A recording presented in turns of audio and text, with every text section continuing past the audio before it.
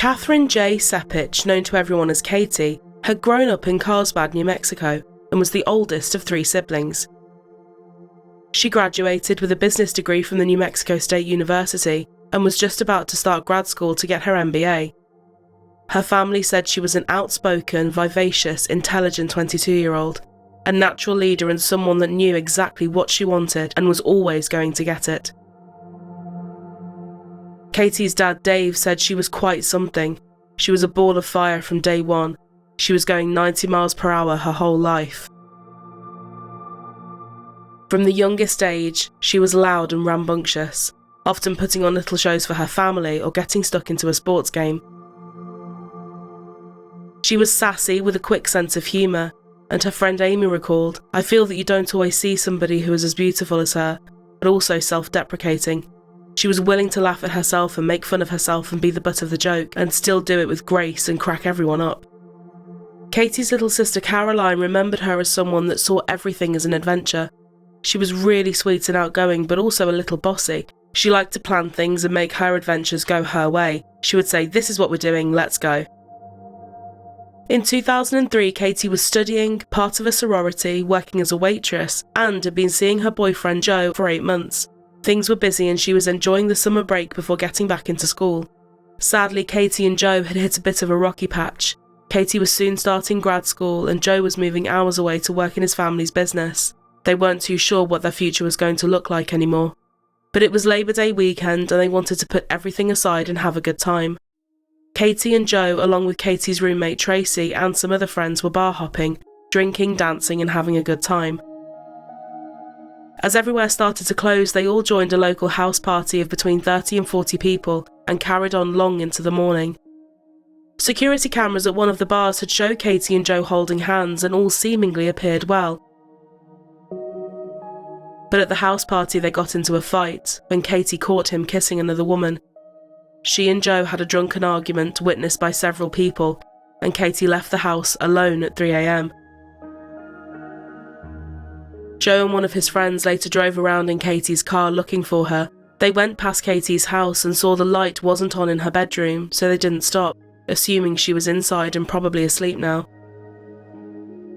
They drove back to the party and Joe drunkenly fell asleep on one of the chairs next to the other woman he'd been seen with.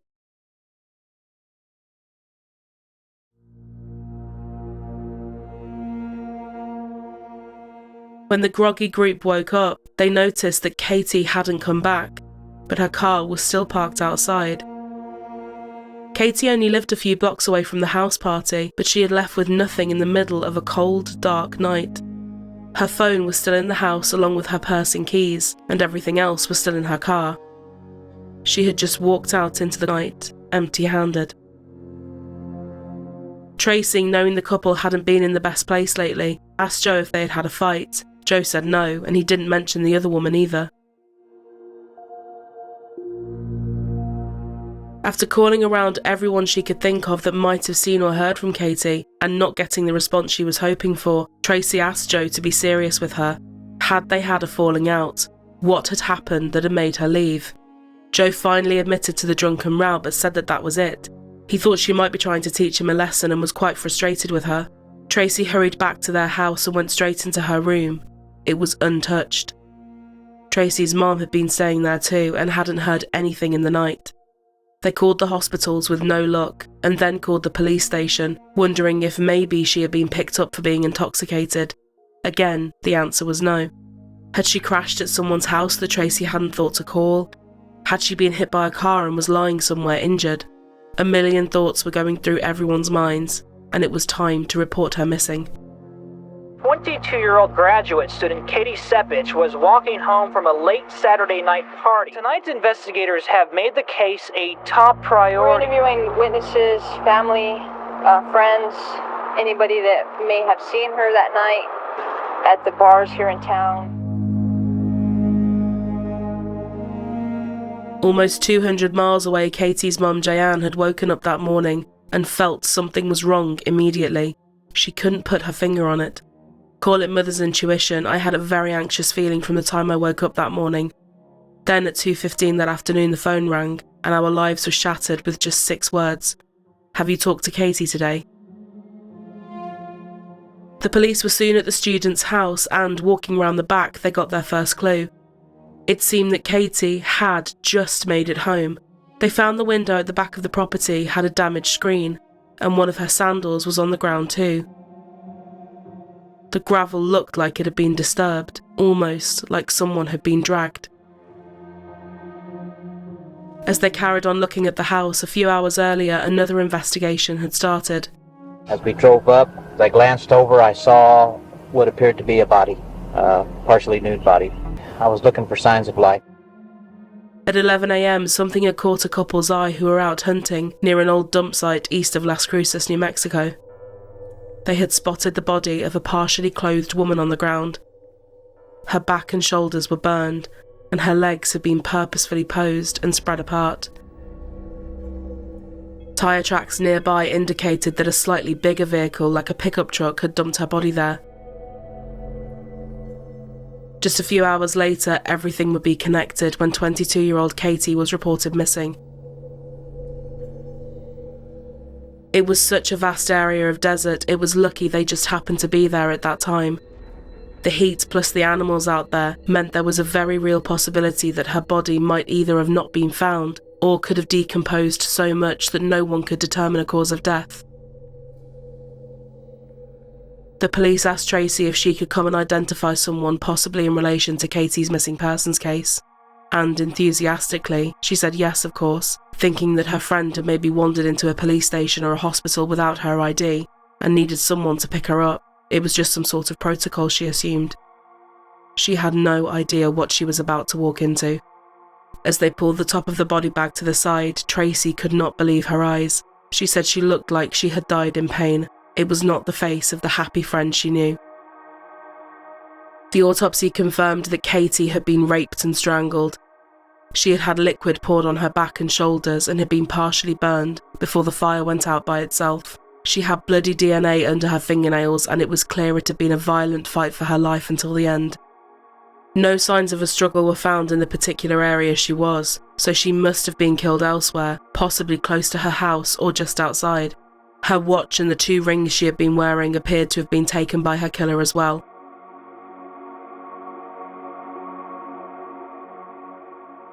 Her parents said she had a very husky voice and she couldn't scream. It had been the same her whole life. Even as a child, if she tried to scream, it would just turn into a faint, breathy sound. Nothing would come out. This fact really haunted people, the idea that she couldn't scream or call for help, despite trying so much. The DNA was uploaded to CODIS, but unfortunately there were no hits, which for such a horrific crime and set of injuries was somewhat unexpected. They were hoping for something to have flagged with a previous offender. They went back to the house party and started talking to those closest to her, including her roommate Tracy and boyfriend Joe. Joe held back on telling the detectives about the fight they had had, and said even though they had not been in the best place and moving away from each other would have proven hard, he wanted them to get married and start a family one day.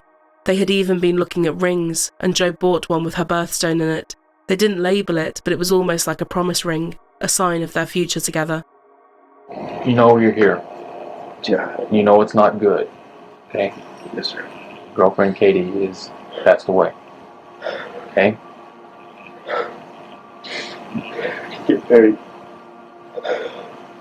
Need some clean What ass. happened? However, eyebrows were raised when Joe not only admitted that they had fought that morning and that he had drunkenly kissed another woman at the party, but he was the only person out of nearly 40 at the house party that did not consent to giving a DNA sample. I was hoping you could tell me a little bit more about what happened.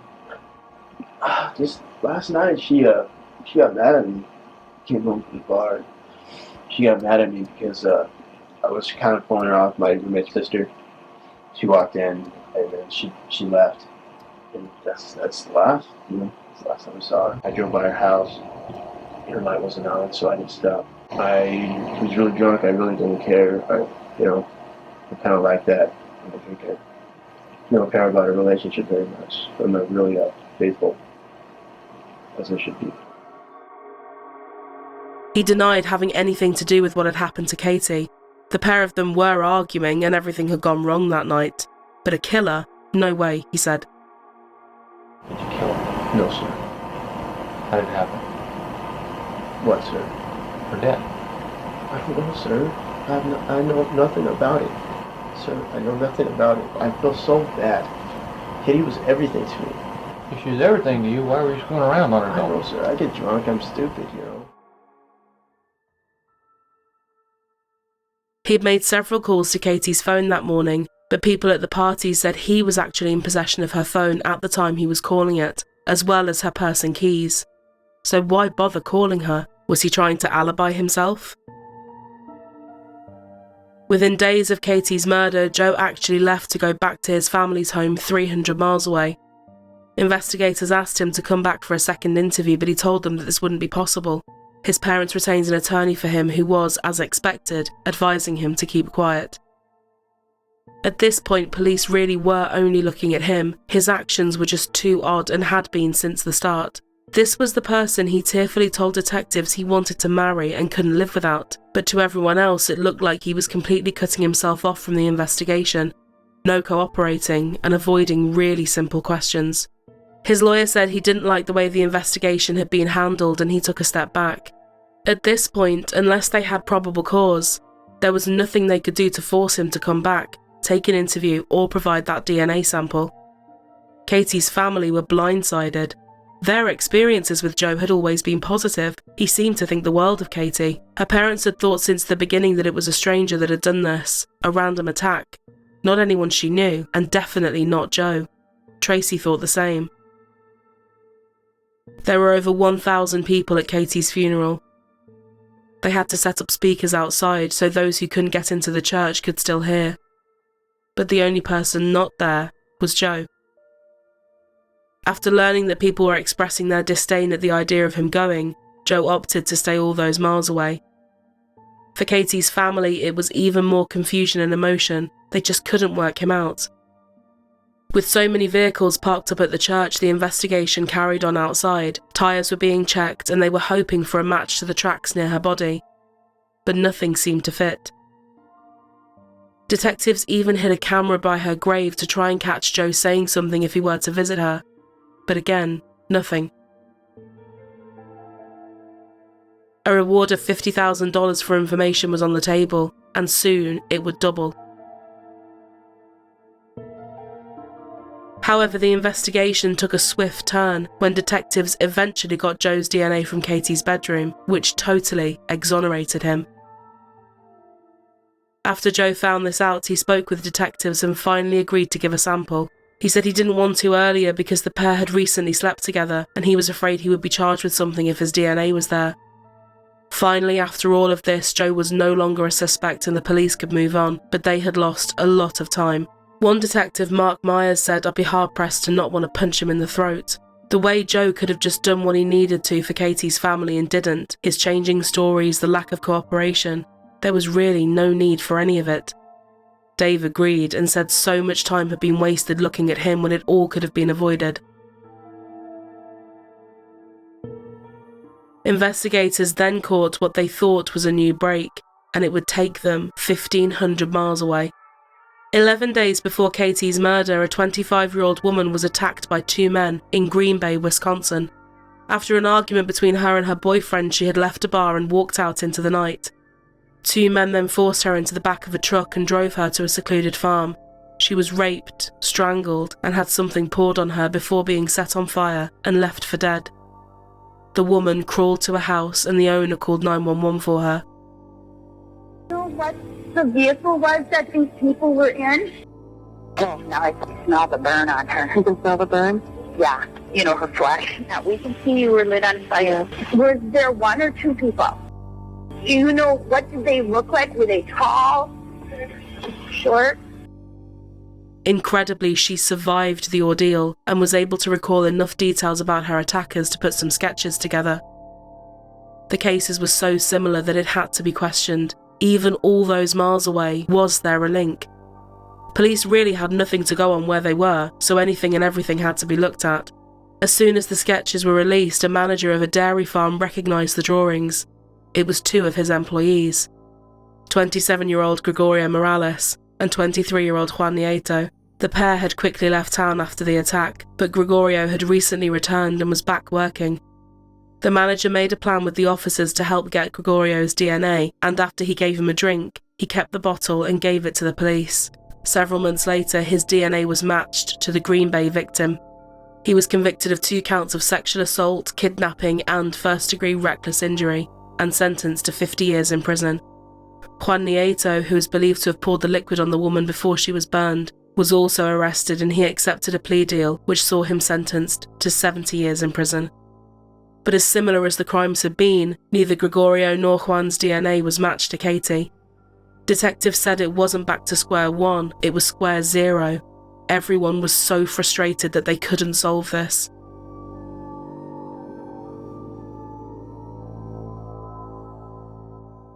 Time was passing, and it was now more than 2 years since Katie was found, and this is where we go backwards a bit to move forward in her case. 9 weeks after Katie's murder, a man armed with a knife broke into the apartment of 2 New Mexico State students. Anella and Leslie had managed to hide in the bathroom and made a harrowing 911 call. 911, what city? What's your emergency? I believe someone trying to break into our house. What's your name? Anella. Oh.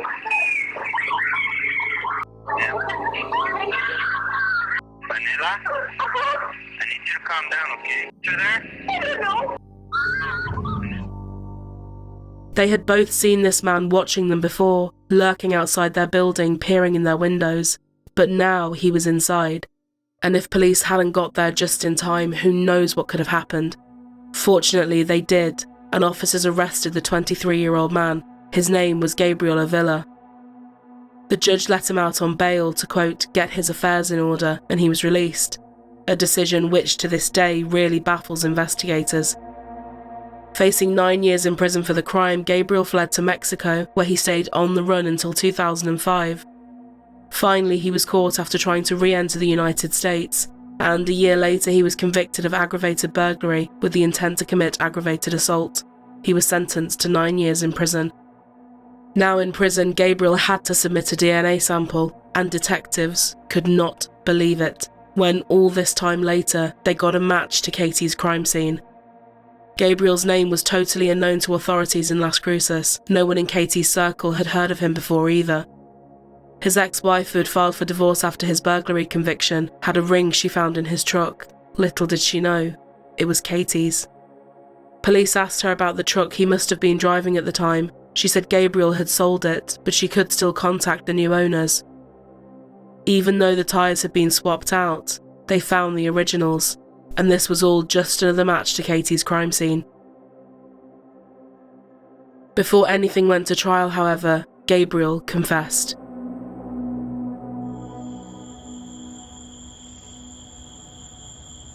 He said he nearly hit her with his truck that morning after leaving his dealer's house to buy cocaine. He pulled over and offered her a ride home, which she refused. She was only a couple of blocks away. He said she looked pretty drunk, but she said she was fine. Gabriel set off, but then drove past her again a few minutes later and watched as she stood outside trying to get in via her window. He asked her again if she was okay, and she said, "I just can't get into my house. I don't have my purse." Gabriel, in his words, suddenly lost it and just launched his attack, raping her before strangling her to death and putting her into his truck. He drove and dumped her body, trying to burn any evidence as well. Detective Mark Myers said the chances of Gabriel seeing Katie that night were slim to none. If she would have left 30 seconds earlier or even a minute earlier or later, he would have never seen her, he said. Today, we are rejoicing that it looks like we have the person who killed our daughter. We're so incredibly grateful for all of the hard work. The day after Christmas, Gabriel Avila was charged with murder and kidnapping. It would have been Katie's 26th birthday. The DA, Susana Martinez, said she was not prepared to drop any charges, and there was no bartering for a plea bargain either. Susana said there was no way she could lose this trial, and he and his lawyers knew it.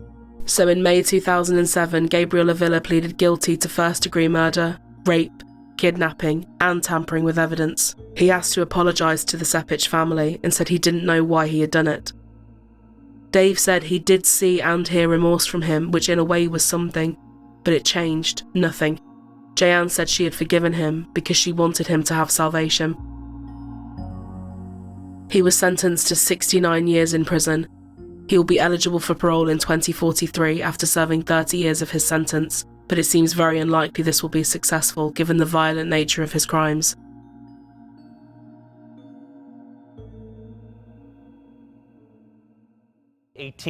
That's how many cold cases one New Mexico police department has reopened just this year. Officers say the success of Katie's Law has a lot to do with it. Katie's family threw themselves into making a change, wondering how they could take this tragedy and turn it into something somewhat positive. When Katie was found at the time in New Mexico and nearly every other state, it was illegal to take DNA when someone was arrested. DNA was only entered into the system if someone was convicted and sent to prison.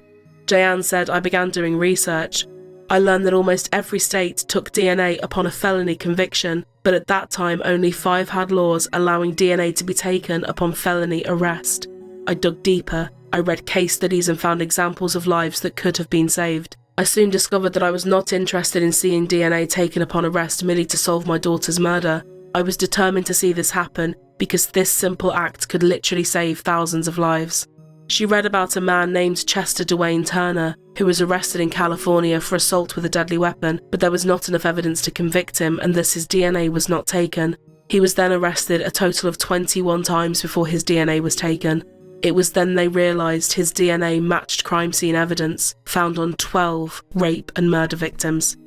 Things had to change. You might remember the name Katie Sepich. Her name is back in the headlines. On Friday, the Senate passed Katie's Law, a bill that would help states set up DNA databases for people arrested for felonies. Victory tonight for one New Mexico family trying to make sure their daughter's murder resulted in meaningful action. President Obama has just signed a nationwide version of Katie's Law. New Mexico has already had Katie's Law on the books since 2007. It's named for former NMSU student Katie Sepich. A bill to expand the state's Katie's Law is also moving forward at the Roundhouse. It's a bittersweet week for the family of Katie Sepich. I'm proud to say that 2 days after what would have been Katie's 32nd birthday, the Senate passed our bill unanimously. The day after Christmas was Katie's birthday. She would have been 32. And so, we still miss her every day. Katie's Law went into effect in New Mexico in 2006, and this was a massive turning point. This law requires anyone arrested for a violent crime to submit a DNA sample. When Gabriel attacked Anella and Leslie less than 3 months after Katie's murder, had Katie's Law been in effect, Gabriel would have been required to submit a sample. Jayanne recognised that it wouldn't have saved her daughter, but it would have meant he was off the streets so much quicker. 31 states have now passed Katie's Law or use a similar programme. And in 2011, Katie's Law was expanded to include all felony arrests. Jayanne also started DNA Saves, a non-profit that aims to educate lawmakers and the public about the power of DNA testing. Her family, who have now been campaigning and fighting for 2 decades, said they will never know the people who were helped by Katie's Law, but they know they are there, and that really keeps them going. They believe Katie's Law will result in thousands of old crimes being solved, prevent other innocent lives from being lost, and will keep innocent people from being prosecuted for crimes they did not commit. Our camera was rolling this afternoon as Albuquerque police took in a suspect in the rape of an elderly woman. 27-year-old Francisco Perez is accused of attacking the 76-year-old victim at Alamosa Elementary School. Tonight, Albuquerque police are crediting a state DNA collection law known as Katie's Law for helping them find Perez. They're decade-old rape and murder cases that have haunted the state for years, like the killing of Susan Laporte and the strangling of Maria Padilla, both in 1985. But now the Santa Fe Police Department is reopening hundreds of those cold cases, 318 to be exact. Lieutenant Andrea Dobbins says the PD has a freezer full of evidence. In July, police sent thousands of pieces of hair, blood, and clothing samples to the state crime lab to try and finally crack some of those cases. Just recently, they sent even more DNA samples. Dobbins says the big push to solve the cold cases is the success of Katie's Law. Katie's younger brother AJ said he always looked up to his big sister. She was like a mom and a sister in one. He fondly remembers trying to be her backup singer during her family shows. And even though she didn't always want to share the spotlight, when it came to having his back, she never hesitated. No one messed with him. She was fiercely protective. It's such a blow to your soul. You really just don't know how to keep moving forward, and there's no sight from anything beyond the next minute, the next breath. Katie was a lot to handle, but also a lot to have behind you and on your side. She was always my protector, but also my best friend, he said. Caroline, who was just 9 when she lost her sister, said, "My visual memories of my life right after my sister died are really crisp and clear, but they're not vibrant. It's as if this very bright light of love was just gone." Jeanne has had to change her outlook and mindset, and said it's so easy to fall into a cycle of saying if and maybe, and thinking about all the things that could have, should have, might have been. But since she lost her daughter, she said she's learned to not use the word if anymore. There's no point, and it only makes you sad. She said, face what is, try to change what you can, but don't look back and say, what if?